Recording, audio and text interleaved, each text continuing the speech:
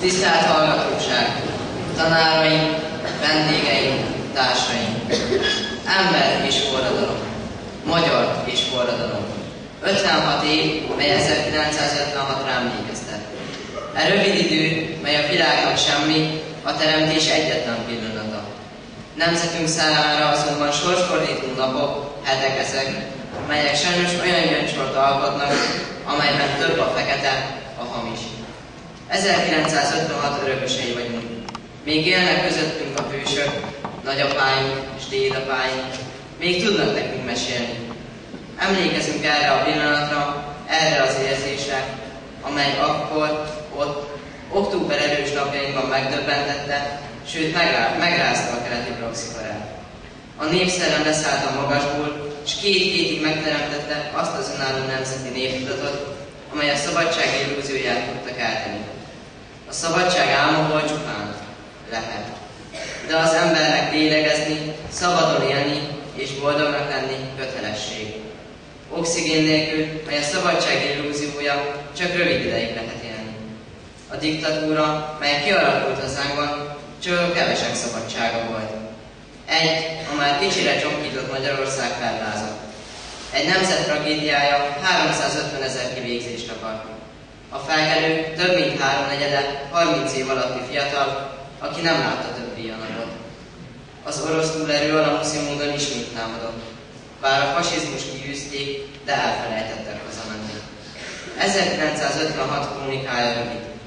Az a koreográfia, melyet látunk, fájdalmas. A csőcselékből honfitárs lesz, kormány alakul, és szinte már csak az ából az ellenség. Ismét hitt a magyar az orosznak, de a nagy szovjet testvér áruló politikusainkkal ismét becsapott bennünket. November 4-én az utolsó cseppér is a pesti utcára hullott. A szovjet tankok mindent eltiportak, és áruló magyar segítséggel, hazugsággal egy ország vérben állt. 1956 után a segélykiáltások felháborodást és rokonszenvet ébresztettek.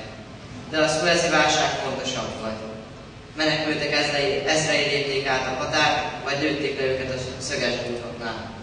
A Melbourne-i olimpiáról 40 magyar sportoló távozott nyugatra. A keleti tömb legvidámabb barakja lettünk. Kádár Magyarországa sok mindent eltiporhatott, 56 emlékét azonban nem. Nagy elégtételként Nagy Imrét 1991-ben újra temették.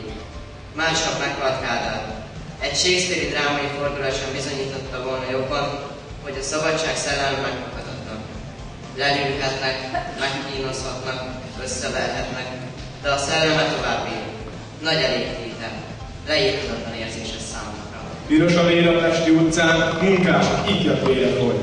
3 szillogó mellé tegyetek ki gyászlobogót. 3 szillogó mellé tegyetek 3 esküvést, sírásból egynek tiszta könnyet, s a zsarnokság gyűlöletét. S fogadalmat, te kicsi ország, hogy el ne felejtse a kér, hogy úgy született itt a szabadság, hogy Pesti utcán hult a vér. Neved nincs, tárgyat csupán. Karodon a leltározza. Tárgy vagy csíkos ruházattal. Beszélni tudsz jól, de nem tanácsos, és nem tanácsos hallgatosan. Nem tanácsos robotolni, nem tanácsos kibújni a munka alól, nem tanácsos egészségesnek lenni, nem tanácsos betegnek lenni, nem tanácsos járni, nem tanácsos nyelni sem. Kedves vendégeink, azért jöttünk össze, hogy Kovács Gyula és neje Osztoló Annika 50. házassági évfordulók alkalmával újra fogadalmat tegyen. Te, mit van? Azt mondja, hogy tedd maga a fogadat. Ja? 50 év nagy idő, 2 szerető szívű. De azt nekem nem is volt szerető. Nem is, és futkos mondta Székesfehérváron mi volt? Mi? Ja, tényleg. Na azért. Mi jellemzi a 2 ember kapcsolatát? Szeretet, békesség, hűség, gondosság. Én gondossággal akarok élni? Dehogy is. Azt mondja, hogy hülyeség ellen nincs orvosság. Ja? Voltak nehézségek. Igen, a feleségem. De vajon mi a titok? Mi tart össze 2 ember 50 évig? Hát mi? Hát el akar.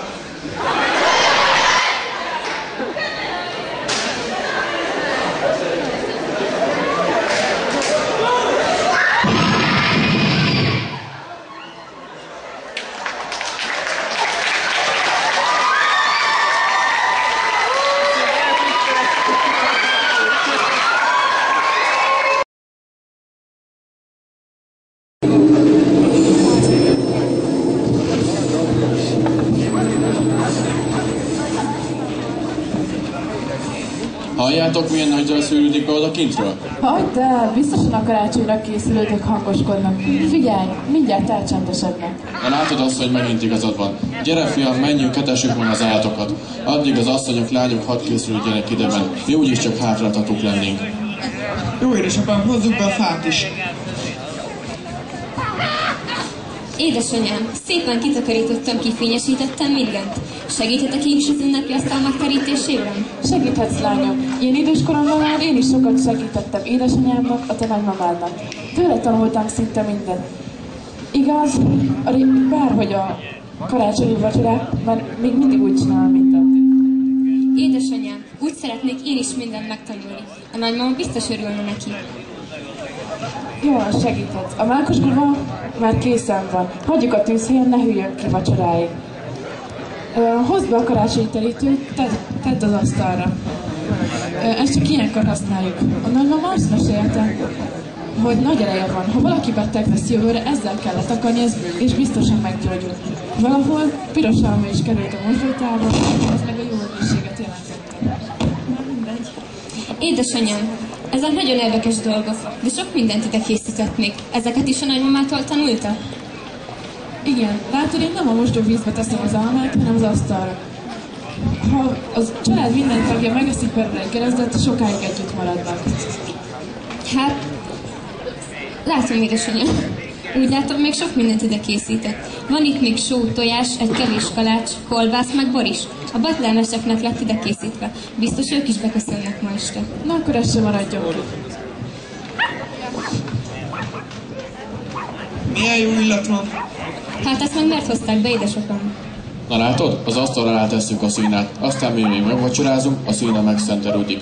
Ha még ma este megetetjük az állatokkal, akkor az öregek úgy tartják, hogy egész évben egészségesek lesznek. Hát ezen nem múljék.